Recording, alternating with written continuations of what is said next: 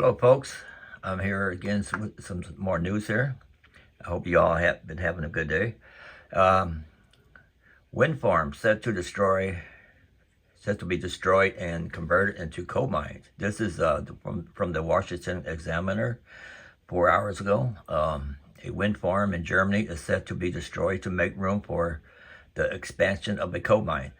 German energy company RWE is defending its decision to expand its Garzeller coal mine in and around a small town, despite it appearing to be paradoxical.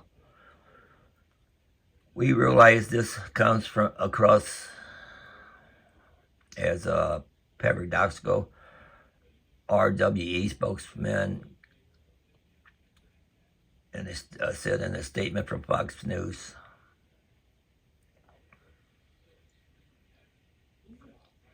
So Germany planning to just go back to coal.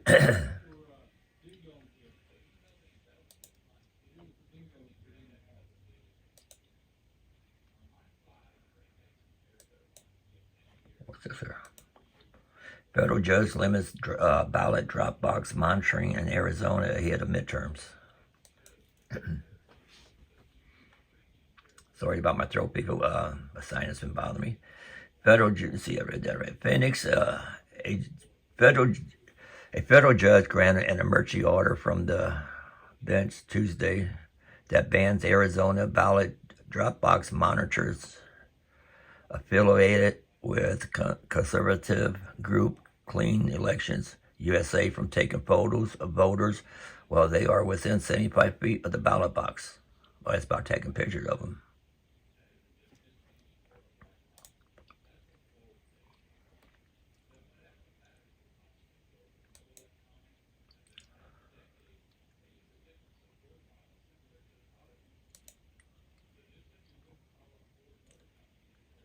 Police cameras at Pelosi's house were unmonitored as they caught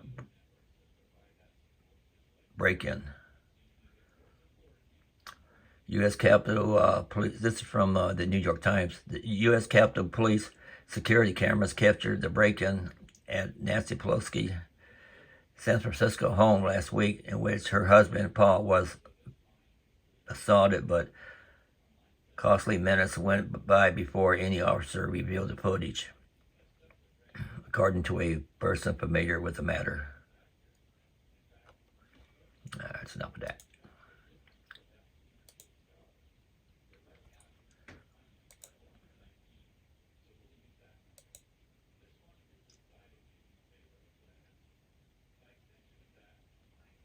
Man planted world's most dangerous plant because he's bored. Get a job. A little boredom can be dangerous, especially if it pushes you to grow one of the world's deadliest weeds. Who is this from? This is from some place called Metro. Native to Australia and Malaysia, the Jimpy can deliver a sting so painful it can cause suicidal thoughts. For Daniel M. Jones from Oxford, this was not a worry, as he wanted to add a bit of drama to his gardening. Instead of planting orchids of a fiddle-leaf fig tree, dubbed some of the hardest to nurture, the 49-year-old opted for the member of the nettle family. He said, "I thought it would add a little bit of drama to my gardening. You can get seeds on the internet. You have to be careful it doesn't spread out of a contained area, though. So I kept it potted in my front room. I got my seeds from a company in Australia. It cost something like 60 Australian dollars, so it wasn't cheap. I have always liked plants, though. I just have got a bit bored with geraniums, because that's what the plant looked like." Yep. Okay, what else we got here.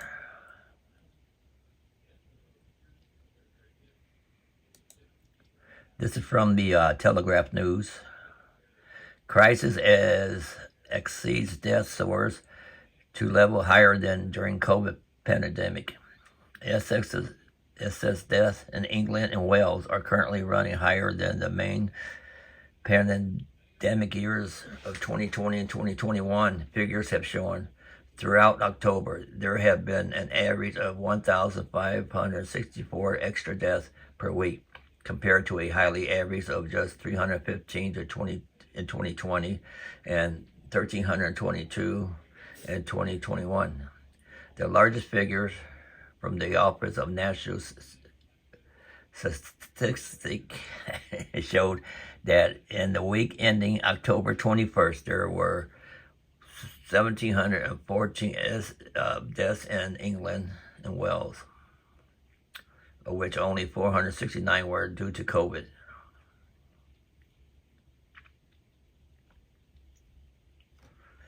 Oh, let's see, all this China crap.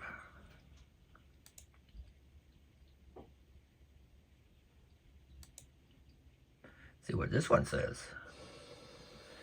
Oil industry reacts to Biden threatening potential windfall tax. Oil industry groups are reaching to President Joe Biden on Monday, threatening a potential windfall profit tax or other repercussions if oil companies doesn't invest in increasing U.S. production of lower consumer prices. The president argued in remarks Monday that oil company recent profits were a windfall of war in Ukraine, urged them to direct some profits to bolster their U.S. production and refining capacity and to lowering gas prices Americans are seeing at the pump. He said he thinks that have a responsibility to act in the interest of their consumers, their community, and their country. Biden slams oil company profits, threatens windfall taxes as penalty.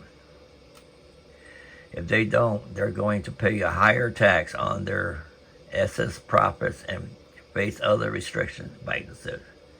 My team will work with Congress to look at these options that are available to us and others. It's time for these companies to stop war profiteering. Biden just want to put more money in his pocket. In a statement Monday, American Petroleum Institute President and CEO Mike Summers said American family and business are looking to lawmakers for solutions, not campaigns. Erotic. Anyway, that's depressing.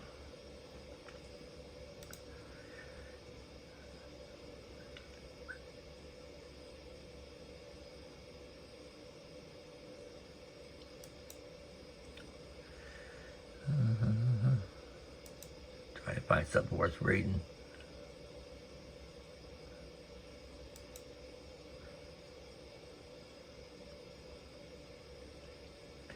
If climate change isn't stopped by 2050, this is what Earth will look like.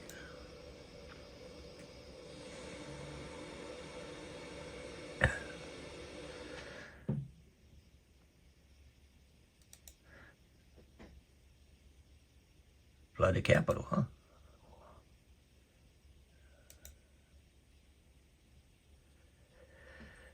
London, UK, St. Paul Cathedral in London, where Prince Charles and Diana Spencer celebrate their wedding right here.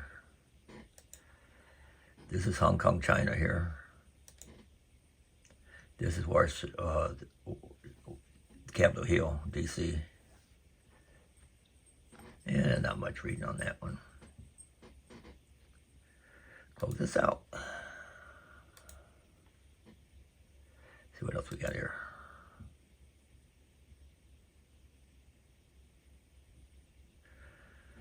The real reason why German luxury cars depreciate like crazy. The biggest disadvantage that there is to buying a brand new car is its drop in value the moment you drive it off the lot.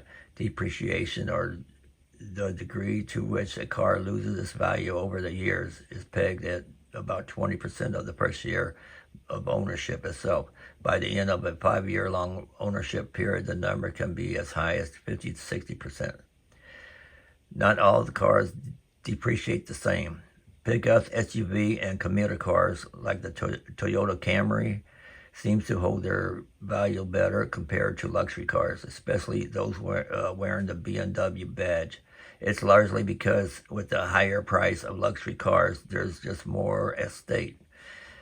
Even more when the luxury car happens to be German, which is why you can find a 2019 Toyota Camry for about the same price as a 2016 BMW 7 Series with similar mileage. When new, the BMW costs up to 3 times more than the Toyota in just a few short years. Both hold similar residue values. So why is it that luxury cars and German ones in particular seem to depreciate much quickly than anyone else?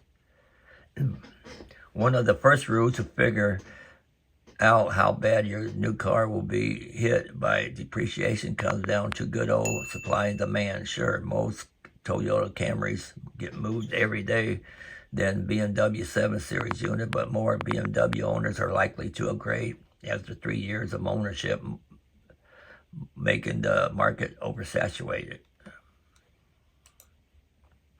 A Toyota owner is probably going to hold onto his car for longer than that. Edmund shows just under 900 Camrys for sale that are newer than 2017 and only 34 7 Series by that same filter. But remember, Toyota sold nearly 42 times as many Camrys as a total of nearly 400,000 just in 2017 alone. There's also way more demand for commuter cars, that give great economy over a luxury car that typically packs a larger engine, more horsepower, and as a result, poor fuel economy. That aside, there's also the question of all the expensive technology that goes into luxury cars that poses a potential issue for second owners, further driving the price down. Let me jump down here. Repairing German cars is usually more expensive. One of the reasons why Japanese imports are so popular in the first place is that they offer lower maintenance and repair costs, along with better reliability to begin with over the years. Well, my dog's barking. I gotta go. I'll see y'all later, folks. I'll have some more news soon. Hope you have a good day.